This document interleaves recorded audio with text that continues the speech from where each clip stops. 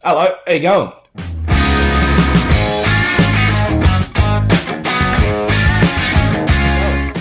Hope you're all well. I am well myself. I hope you guys are having a great time in your lives.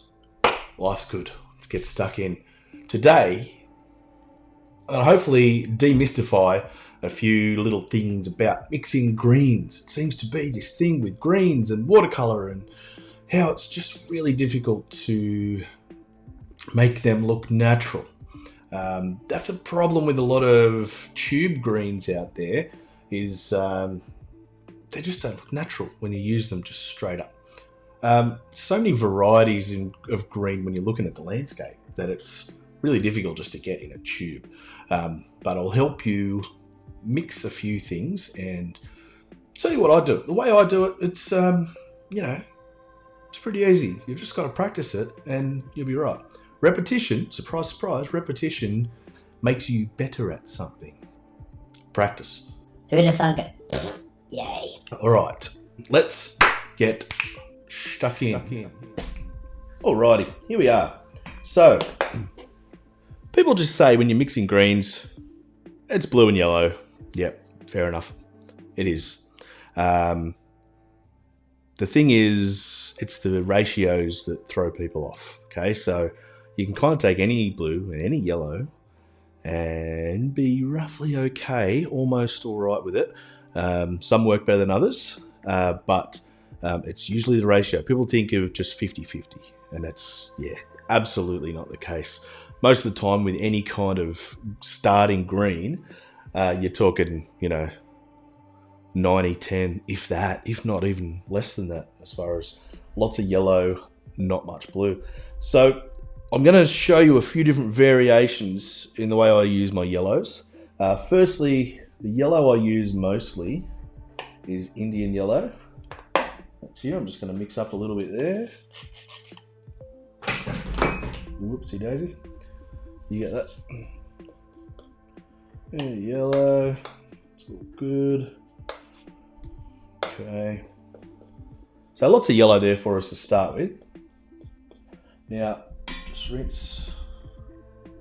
rinse the good old brusharoo, and then I'm going to go into the blue that's in my, or one of the blues that's in my Schminky palette, which is called Paris Blue. It's a staining blue. So you got to be careful with it. It's got the same two pigments in it as, it's basically a mixture of Prussian and phthalo. So it's very strong. So you don't need much. So just going to pull it out there, and you can see how strong that is just by looking at it. It's really strong, and it'll turn all your palettes a lovely shade of really light blue. So you've got to be careful with it, but this is a good one. It's a good all-rounder. You can see you'll get a lot of variation with just this one. So let's have a look. Lots of yellow here. Let's just pick up a tiny bit of phthalo. Paris Blue. Tiny bit. Let's have a look. So you can see how much. You can see how much blue was in there, bugger all, and it's quite green. Let's put a bit more blue. All basing it around this yellow though. This yellow is still the predominant factor. And we just get a little bit stronger again. Going in again.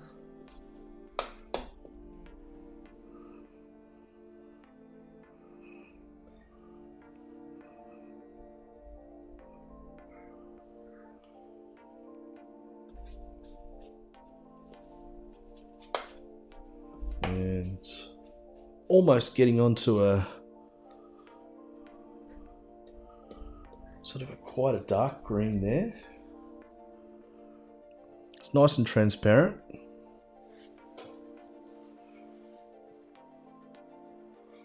And then, like, if you go crazy and put just a tiny bit of the yellow into this mix, you can green it right down. So you can go quite strong. You get a lot of different tones out of just those two colours. So it's my Indian yellow and my Paris blue. And just so we don't get any little drips aside from the kids out in the other room, I'll just lift those up. Yeah, I'm going to do the same thing again, but with Indian yellow, yes, and I'm going to make the blue cobalt. I'm just going to mix this out. You know, I'm not even going to bother editing this. I'm just going to leave it all in because it's very exciting to see people clean their palettes. I don't want any tainted yellow here or anything. It's the worst song by Soft Cell you've ever heard. Tainted yellow. Sometimes I feel sorry. Okay. Let's have a look. Cobalt won't work as well. It's a different thing. Cobalt, for me, in my experience with trying to mix greens with it, and you'll see it granulates a little bit, and it is quite strong again, but it just doesn't. It's a different kind of green. You'll see what I mean. You'll see. You just got to play with it until you find what you're after. That's the other thing. We can't understate the value of practicing and experimenting. Get yourself the backs of some dodgy old paintings. We've all got thousands of them. Just go to the back of it and put a little bit of paint down and actually practice. See what happens. It's amazing what happens when you practice. Freaky stuff. So same kind of thing. You can see it's a bit warmer.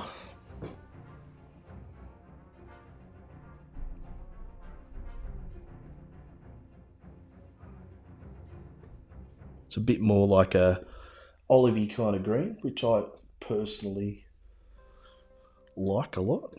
So just getting the blue over the top there.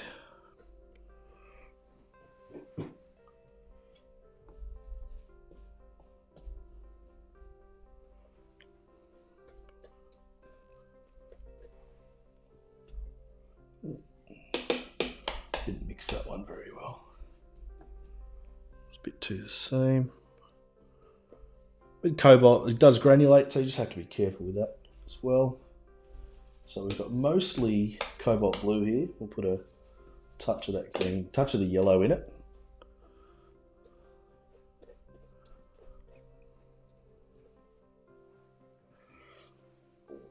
Might look like I'm wasting a little bit of paint here, but I'm not using much of it. And look, it's the price of helping you guys hopefully alleviate some of these myths. So far, don't use much blue.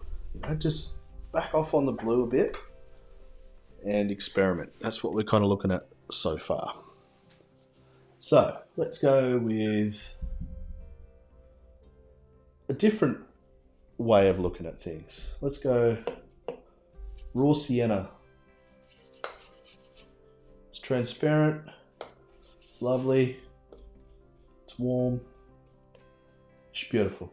Okay, raw sienna and ultramarine. Here we go.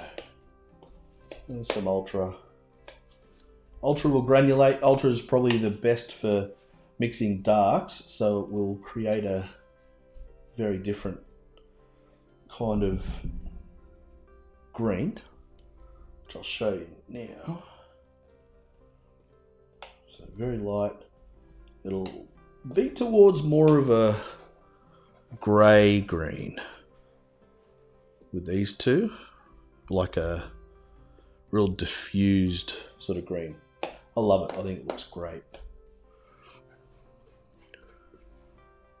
We're just adding more again, until you've got ultra with just a little bit of the raw sienna. Look, it's lovely again. Now, here's a thing we can do. let's go. Let's mix on the paper. Get a bit of orange. Let's just make that a nice flat wash here for a second. That's transparent orange. Schminky's transparent orange, that one. Okay. You should always, well, not always, but you should mix on the paper whenever you can. It'll serve you better and your washes will look more dynamic. Now, what are we going to add? What are we going to add here? Let's go turquoise, because that's what's written on there, see? I wasn't deciding at all. So, let's have a look. Turquoise and orange. Try that. It's a nice green again, and when it dries off, it'll be even better. Now let's just mix something here with this stuff that we've got.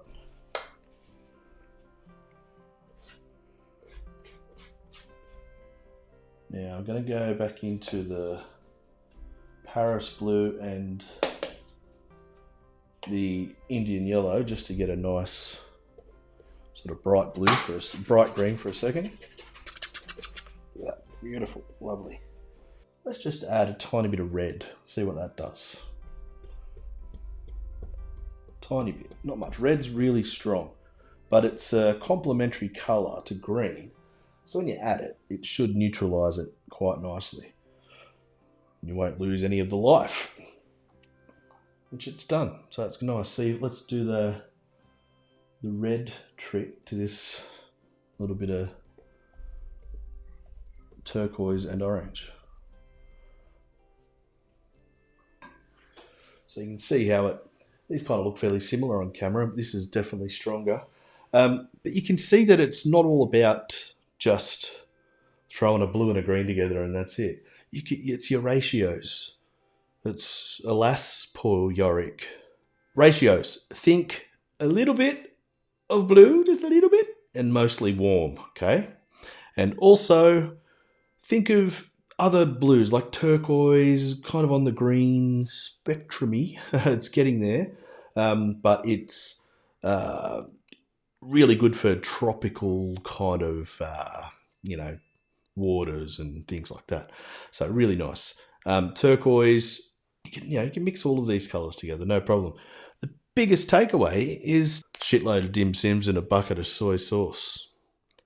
Biggest takeaway is to practice. Okay? Practice. Say it with me. Practice. Practice. Practice.